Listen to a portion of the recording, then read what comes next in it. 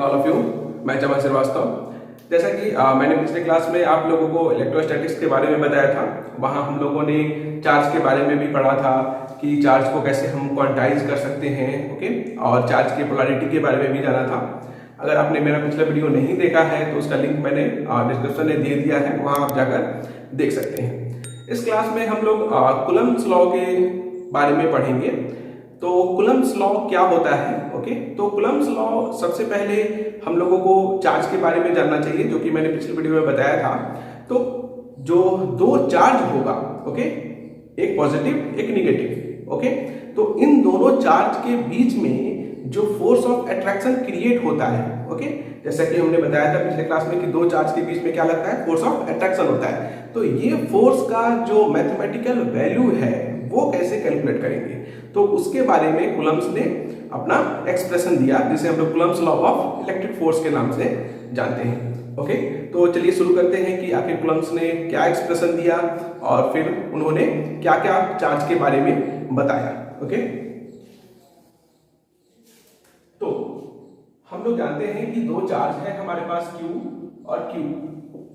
Q1 मान लेते हैं इसे, और ये Q2, जिसके बीच का जो डिस्टेंस है वो हमने मान लिया R।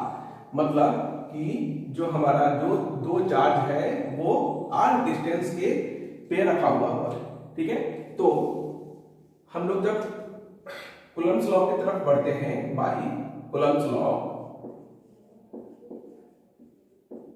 तो कूलम्ब्स ने क्या कहा था कि हमारा जो फोर्स है, ओके, जो इन दोनों के बीच क्रिएट हो रहा है वो इनके प्रोडक्ट के डायरेक्टली प्रोपोर्शनल होता है, ओके। मतलब कि force is directly proportional to Q1 into Q2, okay. Means ये फोर्स एक निगेटिव लगेगा और एक फोर्स है पॉजिटिव लग रहा है। तो ये दोनों का जो वैल्यू है, ये दोनों को हम मल्टीप्लाई करते रहते हैं तो ये हमारा फोर्स भी इंक्रीज होगा। अगर इसका वैल्यू जो प्रोडक्ट है इसका वैल्यू डिक्रीज होता है तो हमारा फोर्स भी डिक्रीज होगा, ओके। तो हम इसे इक्वेशन नंबर फर्स्ट मान लेते हैं। अगेन हमारा फोर्स जो कहता है कूलम्ब्स लॉ के अनुसार, force is inversely proportional to 1/r²। Means इन दोनों के बीच का जो डिस्टेंस है उसके स्क्वायर के इनवर्सली प्रोपोर्शनल होता है, ओके। तो इसे हम लोग क्या मान लेते हैं, सेकंड। इसका मतलब हुआ कि अगर आप दो चार्ज के बीच का जो डिस्टेंस है अगर उसे आप डिक्रीज करते हैं, कम करते हैं, तो हमारा जो फोर्स है वो इंक्रीज होगा, ओके। मतलब इसका उल्टा होगा।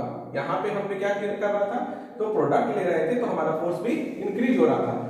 लेकिन जैसे ही हम डिस्टेंस की बात करते हैं तो डिस्टेंस में हमारा जो फोर्स होता है वो क्या होगा, उल्टा होता है। मतलब कि डिस्टेंस बढ़ेगा तो हमारा फोर्स क्या होगा, घटेगा। अगर हम लोग दोनों इक्वेशन को इक्वेट करें तो from equation first and second we can write, हम लोग लिख सकते हैं F is directly proportional to Q1 into Q2 by R²। जैसा कि हम लोग जानते हैं कि अगर हम लोग डायरेक्टली प्रोपोर्शनल का साइन हटाते हैं तो हमें किसी न किसी कांस्टेंट से मल्टीप्लाई करना पड़ता है। तो force is equal to K, इसे हमने कांस्टेंट मान लिया, okay, Q1 into Q2 by R², okay. तो ये हमारा कूलम्ब्स लॉ निकल के आ जाता है, ओके। तो यहाँ पे अब हम पढ़ेंगे कि आखिर ये जो वैल्यू हमारा K कांस्टेंट है इसका मैथमेटिकल वैल्यू क्या होता है, ओके। तो चलिए हम लोग इसको निकालने की कोशिश करते हैं, K की वैल्यू को।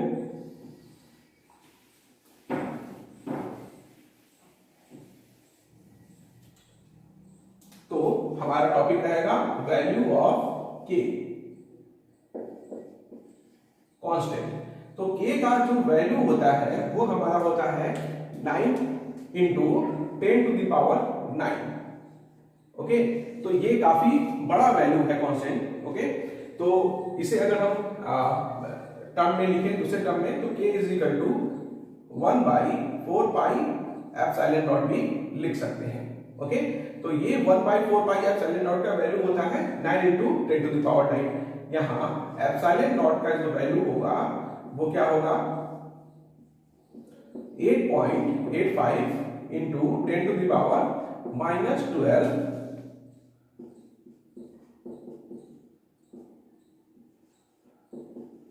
ओके, तो यहाँ जो इसे हम लोग रिलेटिव या फिर फ्री स्पेस का परमिटिविटी कहते हैं, फ्री स्पेस परमिटिविटी।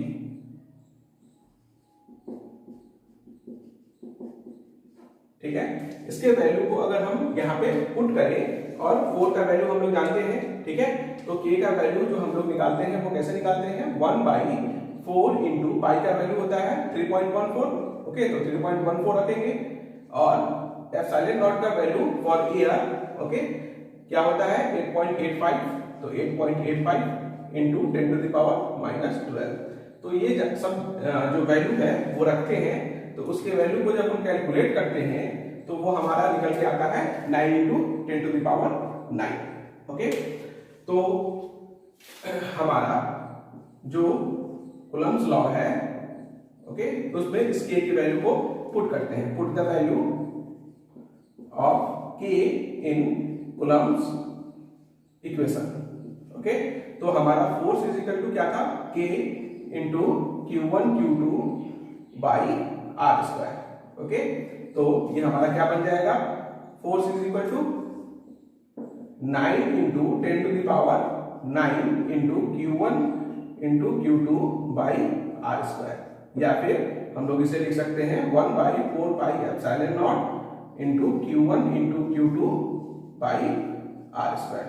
तो हमारा कूलम्ब्स लॉ यहाँ पे निकल के आ जाता है, ओके, जिसे हम लोग मैथमेटिकली यूज भी करते हैं फॉर्मूला की तरह, ओके। हम लोग 1/4 पाई एप्सिलॉन नॉट का वैल्यू डायरेक्टली 9.9 इंटू 10⁻9 रख सकते हैं, और हमें Q1 Q2 का वैल्यू पता हो तो हम लोग R का वैल्यू निकाल सकते हैं, या फिर मतलब इन तीनों चीजों में हमारा वेरिएबल कौन कौन सा चीज हो गया, 3 चीज, एक Q1, एक Q2 और तीसरा R।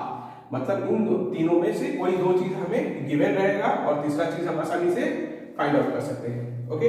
तो हम लोग नेक्स्ट क्लास में इससे रिलेटेड कुछ न्यूमेरिकल्स को पढ़ेंगे और देखेंगे कि इस डेरिवेशन में हम लोग रिलेटिव परमिटिविटी को यूज करके इसको और आगे कैसे बढ़ा सकते हैं। मतलब जो हम यूज कर रहे हैं यहाँ पे एप्सिलॉन नॉट, ओके, तो एप्सिलॉन नॉट का जो वैल्यू है वो फ्री स्पेस के लिए होता है। तो हम नेक्स्ट वीडियो में रिलेटिव परमिटिविटी के बारे में पढ़ेंगे, ठीक है। तो उसमें जानेंगे कि उसका वैल्यू हम लोग पुट करके कूलम्ब्स लॉ को कैसे और आगे बढ़ा सकते हैं। तो आज के लिए इतना ही, थैंक यू।